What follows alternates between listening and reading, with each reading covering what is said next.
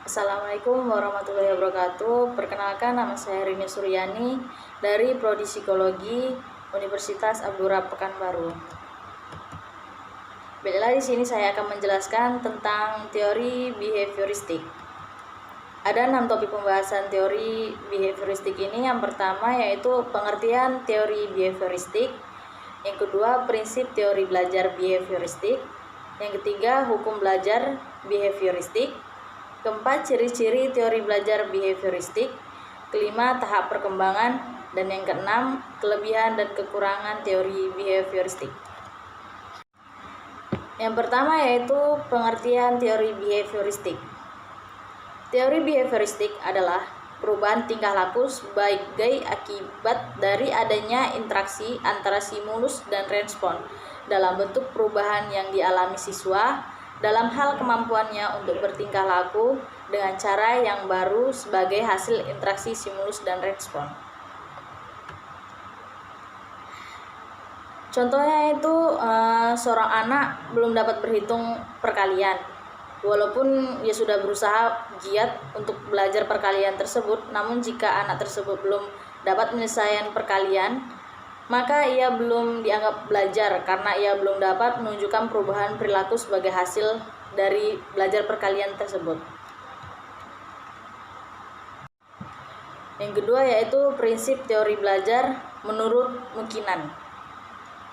Ada 3 prinsip teori belajar menurut Mukinan, yaitu yang pertama yang dinamakan belajar adalah tingkah laku. Seseorang dikatakan telah belajar jika apa yang dipelajarinya dapat merubah tingkah laku dari tingkah laku yang sebelumnya. Yang kedua yaitu yang terpenting dalam belajar adalah adanya stimulus dan respon. Sedangkan apa yang terjadi di antaranya dianggap tidak penting karena tidak dapat diamati. Yang ketiga, reinforcement adalah apa saja yang dapat menguatkan timbulnya respon merupakan faktor penting dalam belajar. Teori pembahasan yang ketiga yaitu hukum belajar teori behavioristik. Hukum belajar yang dihasilkan dari pendekatan behavioristik ada 4, yaitu yang pertama cognitionis menurut Trondijk, yang kedua classical conditioning menurut Ivan Pavlov, yang ketiga operant conditioning menurut B.F. Skinner, yang keempat social learning menurut Albert Bandura. Hukum belajar behavioristik yang pertama yaitu connection menurut Trondijk. Eksperimen Trondijk yaitu adalah seekor kucing. Kita dapat 2 hal pokok yang mendorong timbulnya fenomena belajar. Yang pertama yaitu keadaan kucing yang lapar. Seandainya kucing itu kenyang, sudah tentu tidak akan berusaha keras untuk keluar dari puzzle box. Bahkan barangkali ia akan tidur saja dalam puzzle box tersebut yang mengurungnya. Dengan kata lain, kucing itu tidak akan menambah gejala belajar untuk keluar. Sehubung dengan hal ini, hampir dapat dipastikan bahwa motivasi atau seperti rasa lapar merupakan hal yang sangat vital dalam belajar. Yang kedua yaitu tersedianya makanan di muka pintu puzzle box merupakan efek positif atau memuaskan yang dicapai oleh respon dan kemudian menjadi dasar timbulnya hukum belajar yang disebut law of effect. Artinya jika sebuah respon menghasilkan efek yang memuaskan, hubungan antar stimulus dan respon akan semakin kuat. Sebaliknya, semakin tidak memuaskan atau mengganggu efek yang dicapai respon, semakin lemah pula hubungan stimulus dan respon tersebut. Pelajaran yang kedua yaitu classical conditioning menurut Ivan Pavlov. Eksperimen yang dilakukan Pavlov terhadap seekor anjing menghasilkan hukum-hukum belajar, diantaranya yaitu yang pertama law of respondent conditioning, yaitu hukum pembiasan yang dituntut jika 2 macam stimulus dihadirkan secara simultan atau yang salah satunya berfungsi sebagai reinforcer, maka refleks dan stimulus lainnya akan meningkat.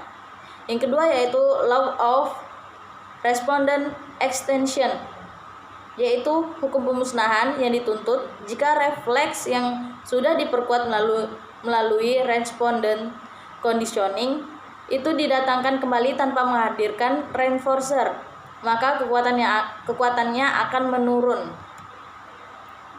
Hukum belajar yang ketiga yaitu operant conditioning menurut B.F. Skinner. Berdasarkan penelitian terhadap tikus, terdapat dua law of fact yang mempengaruhi teori operant conditioning, yaitu yang pertama, law of operant conditioning. Terjadi jika munculnya tingkah laku operand diikuti dengan reinforcement. Ketika itu terjadilah terus-menerus, maka akan terjadi penguatan terhadap tingkah laku. Yang kedua, law of operant extension. Dapat terjadi jika tingkah laku yang telah diperkuat sebelumnya tidak lagi diiringi oleh stimulus penguat atau reinforcement, sehingga tingkah laku tersebut akan menurun intensitasnya bahkan menghilang. Hukum belajar yang terakhir yaitu yang keempat adalah social learning menurut Albert Bandura. Bandura memandang perilaku individu tidak semata-mata refleks otomatis atau stimulus, melainkan juga akibat reaksi yang timbul sebagai hasil interaksi antara lingkungan dengan skema kognitif individu itu sendiri. Prinsip dasar belajar menurut teori ini bahwa yang dipelajari individu terutama dalam belajar sosial dan moral terjadi melalui peniruan atau imitation. Yang penyajian contohnya perilaku atau modeling. Teori ini juga masih memandang pentingnya conditioning melalui pemberian reward dan punishment. Seorang individu akan berpikir dan memutuskan perilaku sosial mana yang perlu dilakukan. Topik pembahasan yang keempat adalah ciri-ciri teori belajar behavioristik. Teori belajar behavioristik ini dianggap sudah kuno oleh sebagai kalangan.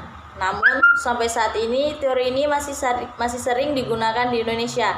Yang membedakan teori ini dengan teori belajar lainnya yaitu yang pertama mengutamakan pengaruh lingkungan. Entah itu lingkungan yang baik atau buruk, kita akan bakalan terpengaruh dari lingkungan tersebut. Yang kedua yaitu hasil pembelajaran, fokus pada terbentuknya perilaku yang diinginkan. Yang ketiga, mementingkan pembentukan reaksi atau respon. Keempat, bersifat mekanis atau dilakukan dengan mekanis tertentu, misalnya minta maaf. Yang kelima, menganggap latihan itu adalah hal yang penting dalam proses pembelajaran. Topik pembahasan yang kelima yaitu tahap perkembangan belajar behavioristik. Fakta penting tentang perkembangan ialah bahwa dasar perkembangan adalah kritis. Sikap kebiasaan dan pola perilaku yang dibentuk selama tahun pertama menentukan seberapa jauh individu berhasil menyesuaikan diri dalam kehidupan mereka. Menurut Erikson, berpendapat bahwa masa bayi merupakan masa individu belajar sikap percaya atau tidak percaya, tergantung pada bagaimana orang tua memuaskan kebutuhan anak akan makanan, perhatian, dan kasih sayang. Pola-pola perkembangan pertama cenderung mapan tetapi bukan berarti tidak dapat berubah. Kondisi yang memungkinkan perubahan. Yang pertama, perubahan dapat terjadi apabila individu memperoleh bantuan atau bimbingan untuk membuat perubahan. Yang kedua yaitu perubahan cenderung terjadi apabila orang yang dihargai memperlakukan individu dengan cara yang baru atau berbeda atau kreatif dan tidak monoton. Yang ketiga yaitu apabila ada motivasi yang kuat dari pihak individu sendiri untuk membuat perubahan. Teori pembahasan yang keenam yaitu kelebihan dan kekurangan belajar behavioristik.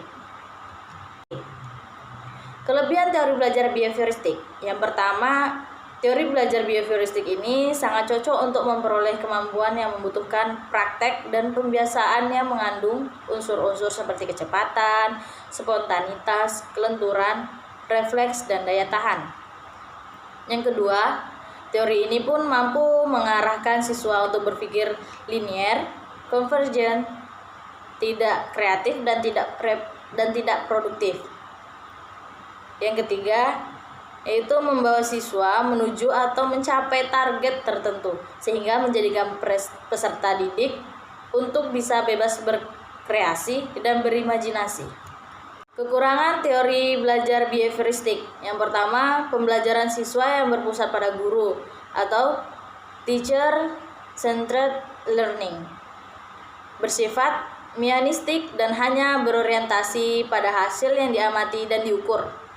Yang kedua, murid hanya mendengarkan dengan tertib penjelasan guru dan menghafalkan apa yang didengar dan dipandang sebagai cara belajar yang efektif. Yang ketiga, siswa atau Turing Skinner, baik hukuman, verbal maupun fisik, seperti kata-kata kasar, ejekan, jeweran yang justru berakibat buruk pada siswa. Yang keempat yaitu tidak mampu menjelaskan situasi belajar yang kompleks sebagai banyak variabel atau hal-hal yang berkaitan dengan pendidikan atau belajar yang tidak dapat diubah menjadi sekedar hubungan stimulus dan respon. Yang kelima yaitu tidak mampu menjelaskan alasan-alasan yang mengacaukan hubungan antara stimulus dan respon ini dan tidak dapat menjawab hal-hal yang menyebabkan terjadinya penyimpangan antara stimulus yang diberikan kepada si responnya. Mungkin sekian penjelasan saya tentang teori belajar behavioristik. Kurang dan lebihnya saya mohon maaf. Saya akhiri. Assalamualaikum warahmatullahi wabarakatuh.